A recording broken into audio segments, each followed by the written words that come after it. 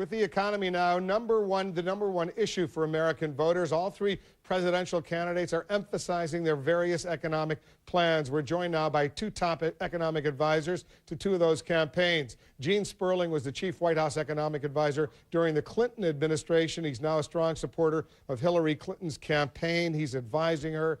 And Douglas Holtz-Eakin is an economic advisor with the McCain campaign. I want to welcome both of you to Late Edition. Thanks very much for coming in.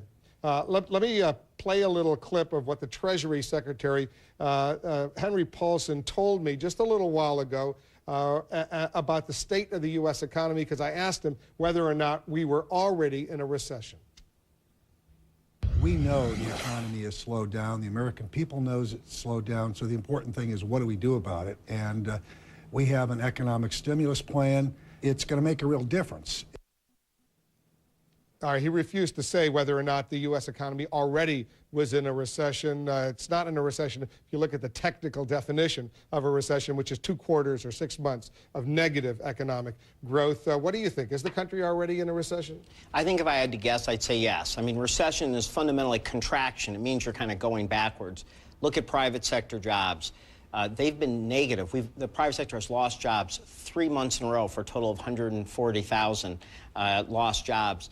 Manufacturing index, contraction. Services, contraction. We know home prices are down 23%. So I guess as the expression would go, if it kind of walks like a recession and squawks like a recession, I think Senator Clinton's betting that we are in recession. Doug, what do you think? It's really tough out there. I mean, if you talk to any American family, you talk to small businesses who are the heart of the economy, they're seeing trouble getting financing, they're seeing trouble selling their goods, and we're seeing pressure on prices. So this is a tough time, and it is important to chart a new path going forward, get faster growth. Senator McCain says this is about the worst time possible to increase taxes on the American public at a time of such economic distress. I'll play a little clip of what he said in Pennsylvania the other day. Right now, we've got to take some steps which are very, very necessary. And the first thing we want to do is not raise your taxes. So the tax cuts have to be permanent. We can't raise your taxes in a time of economic difficulty in America. Now, if Hillary Clinton had her way, or Barack Obama for that matter, they would let some of the Bush tax cuts of 2001, 2003 lapse. And that, in effect, would be an increase in taxes for some Americans. And in terms of the economic picture, would that hurt the economy? Let's make a few things crystal clear. Number one, Senator Clinton, and I don't believe Senator Obama, are calling for having any taxes go up right now while we are in recession or in the threat of recession.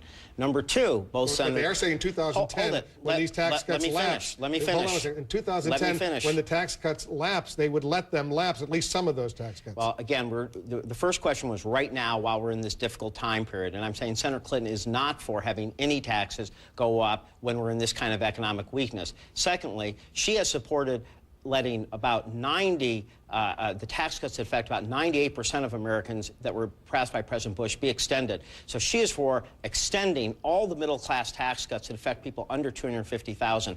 Third, she has put forward a very strong new middle-class tax cuts for health care, to help people have a universal 401k, savings account for higher education. So the only real difference between Senator Clinton and Senator McCain is a big one. It is after 2011 and beyond. Should we spend another $100 billion just for tax cuts for the well-off? Number two, should we also, as Senator McCain proposing, have an additional $100 billion in tax cuts for corporations with no strings attached? And number three, do that while Senator McCain is saying we should perhaps keep us in Iraq for 100 years. That's good, $300 billion of additional deficit a year that you're seeing from Senator McCain. All right, well, that's a lot of good questions for you.